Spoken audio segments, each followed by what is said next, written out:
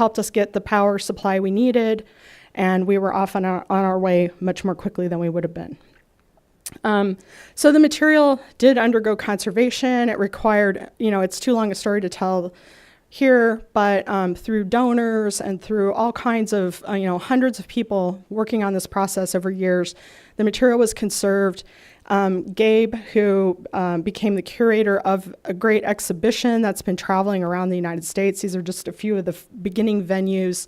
The material's still here. And, what are the problems with this? Well, for me, the responsibility problem was as a curator and somebody who really believes in international humanitarian law, knowing that a country occupying another country is not allowed to export that material out of the country for any reason. But there, under the second protocol of the 1954 Hague Convention, there are some exemptions for that, but the material has to be returned. And so, when I was sitting down making the decision to be a part of this project or to protest vehemently, I had a lot of factors that I had to take into consideration. And having some experience of researching provenance issues, I took the big course at the National Archives in 1999 or 2000. It was after the 99 conference, and I was thinking, am I doing the right thing? How is history going to look back at this? Who really owns this stuff? We were told there were fewer than a half a dozen Jews left in all of Iraq by a Jewish aid organization who came from Israel. And it's like, well, and I was thinking back to the JCR materials and when a population is gone, what happens to that? Is it the diaspora who really owns this material? As the materials were being conserved, you could start to see these photos and letters really come to life. I could never look at them. We froze them in blocks just as they were. So there was really not an opportunity to take things apart and look. And as I started to see them telling the story of Iraqi Jews in the early 20th century and all the way up until sort of the 50s and 60s, and understanding that this really told the story of a people who weren't in Baghdad anymore, in my mind, is just as much belongs to the international community of Iraqi Jews as it does to Iraq itself, and telling the story of their, a time when they really had this multi-ethnic, different religions living together, this period in their history. So who does this really belong to, and how do we figure out these difficult issues? I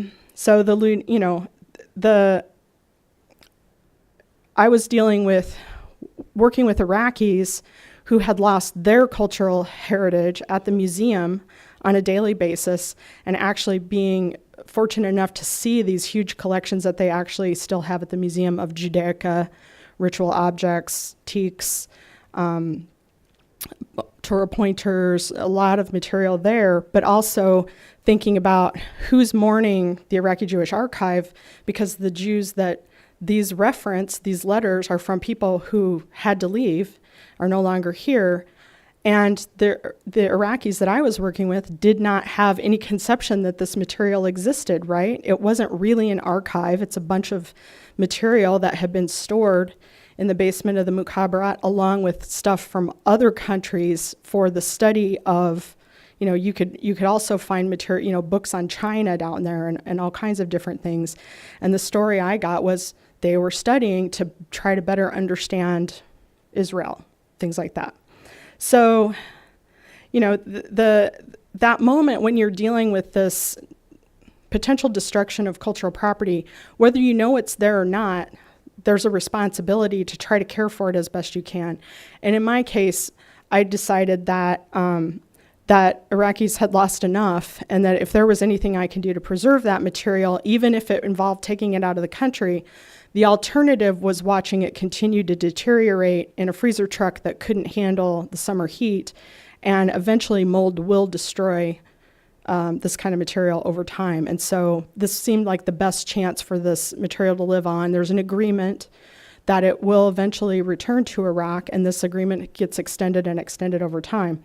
So I want to switch a little bit from those questions to the questions of what's our responsibility as museum staff to preserve this heritage. So this is a picture of an Iraqi colleague, the sort of associate director of the museum after the looting in 2003.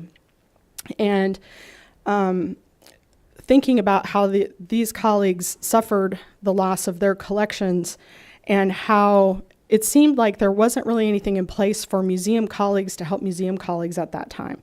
And so I think it's our responsibility to think of ways that we can reach out in the international museum community to help one another when we have these type of things happen, and even natural disasters. I was just in the Virgin Islands just a couple of days ago, seeing the synagogue on St. Thomas.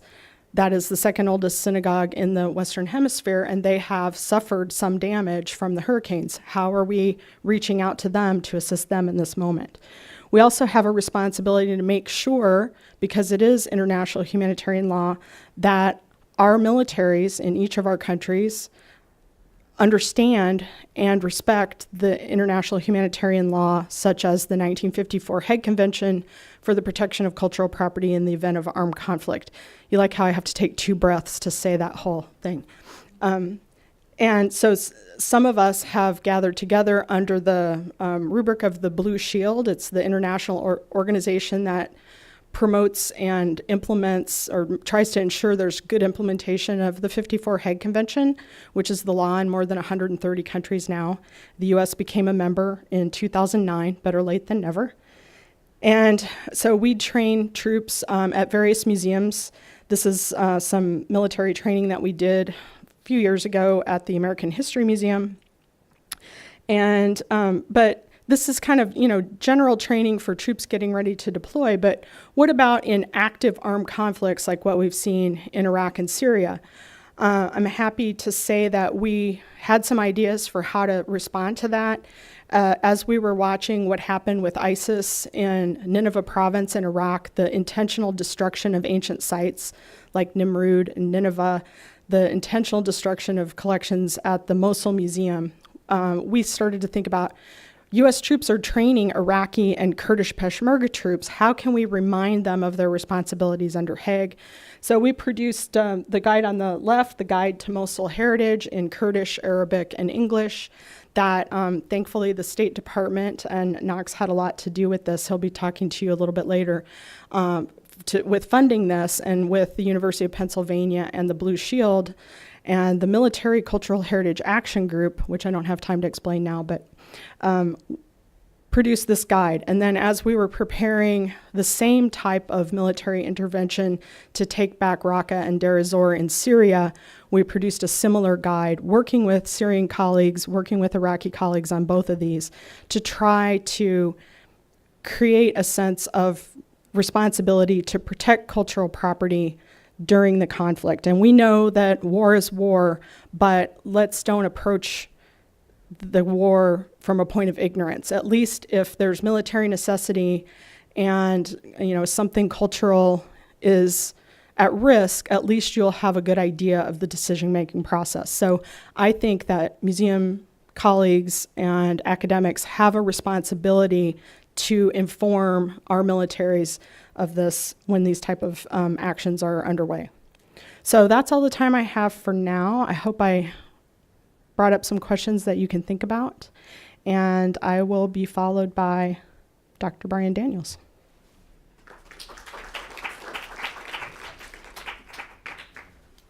Also, I brought a bunch of Mosul guides with me. If anybody's interested in having a copy, you can come see me after.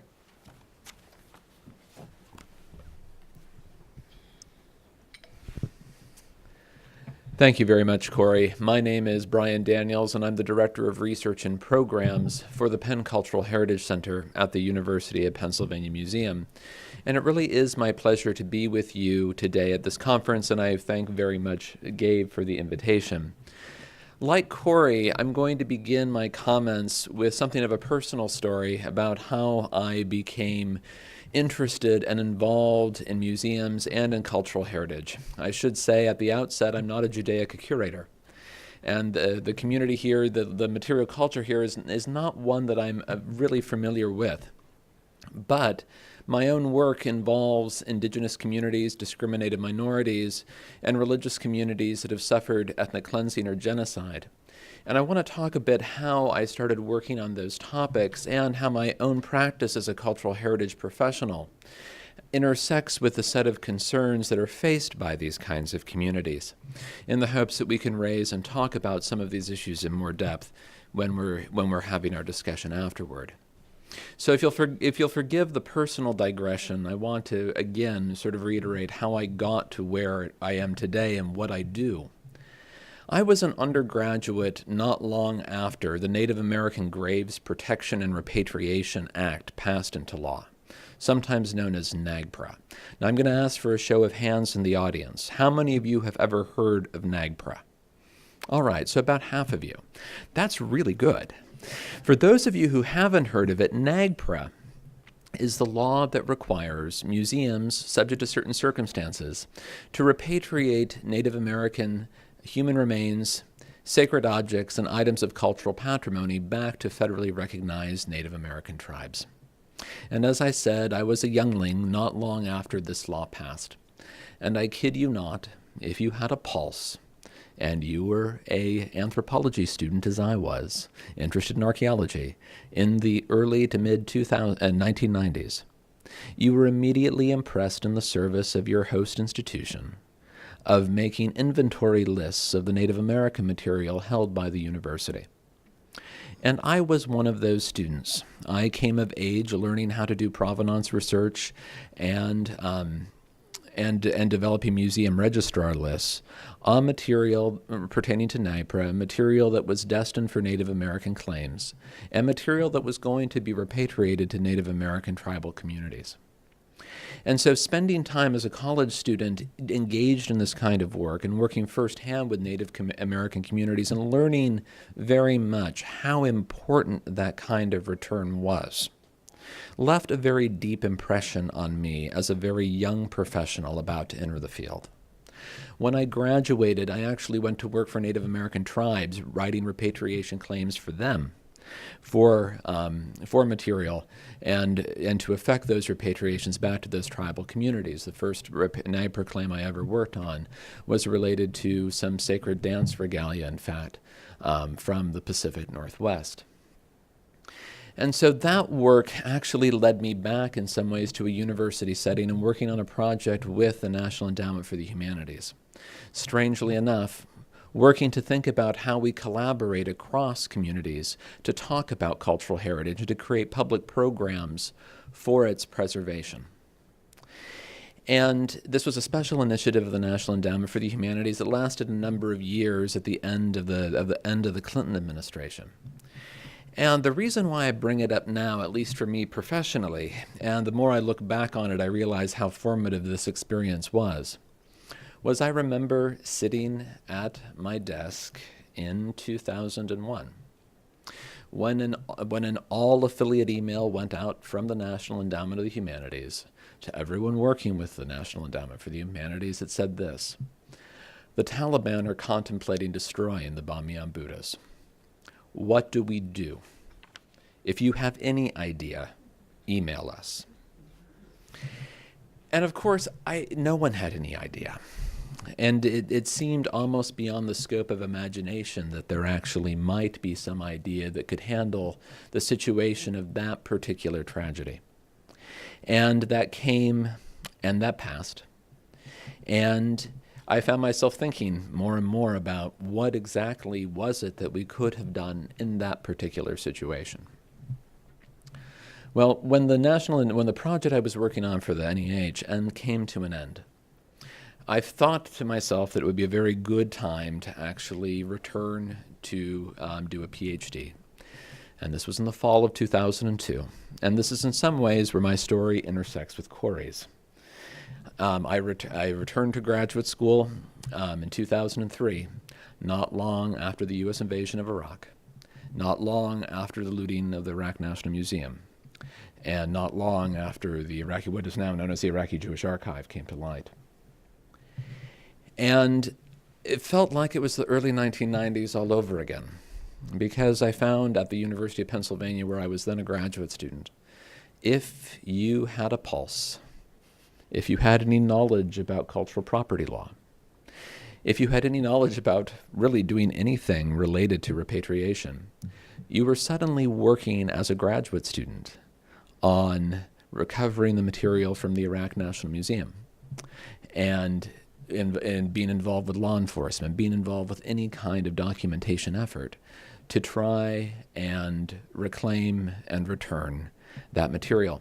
And at the university, I was asked to help organize and facilitate a training program which ran between 2004 and 2009 to train U.S. law enforcement officials, customs agents, and what is now HSI and Customs and Border Patrol to recognize and then seize and forfeit material that had come from the Iraqi National Museum.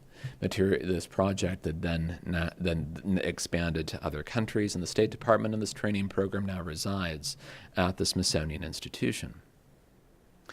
Now, one of the things that I think that we in the cultural heritage field began to think about in the wake of Iraq is that we could all look up to the example of Corinne Wegner doing the good work of protecting the Iraq National Museum, doing the good work of trying to wrestle with the very thorny ethical issues that were involved of the Iraqi Jewish Archive. We thought about the role of the State Department in protecting cultural heritage in Iraq with the establishment of the Iraqi Cultural Heritage Center in Erbil that could do long-term conservation practice, and thinking about how government structures really could affect the kind of transformative curation, the transformative professional practice that would help Iraq sustain itself over the long run, at least in terms of protecting its own cultural heritage. And this, in many ways, for me, was not unlike how we thought about work with Native American communities, where we think about how we collaborate to help Native American communities create the kinds of institutional structures, the curatorial facilities, the storage facilities, in effect to actually help create the museum infrastructure that helps sustain preservation over the long run. And then the Arab Spring, the Syrian Civil War, and the Iraqi Civil War transpired. And I have to admit that as a cultural heritage professional, I really began to think and wonder whether or not we in some ways had actually missed the mark on how we actually approached this as a problem. We assumed stability, and maybe we should not have actually made that assumption. And so I began thinking back in many ways to the roots of my own experience with Native American communities in this country, where community engagement and consultation is actually the byword and the method by which we actually do effective cultural heritage preservation. And when colleagues reached out to Corey and I, actually from Syria, we began to think about how we would collaborate to work directly with affected communities and cultural heritage professionals who are trapped inside the country, to help support them in their emergency preservation practices. This was a very different kind of structure than engaging with the U.S. military per se, but thinking about how we have these direct, personal, face-to-face connections that allow the people who are most affected to prioritize what they want to protect. And Corey and I have been engaged in this work together since 2013. Where we started in Syria, and then this work has expanded to Iraq, and it's taken all different kinds of forms. I often joke that it's like throwing Jell-O on a wall and seeing what sticks to figure out how you're going to help your colleagues in a conflict zone when you can't go there and the military may not be present. And so I think that this is one of the great challenges that our field now faces. We are entering a situation where, as evident from what we've seen in Syria, as evident from what we've seen in Iraq, that the kinds of cultural destruction that we see is now very much targeted. We often think about war as being a situation of collateral damage, but no, this isn't the case. We see museums ransacked. We see temples defaced and destroyed, mosques blown up, churches destroyed. And the question is, what do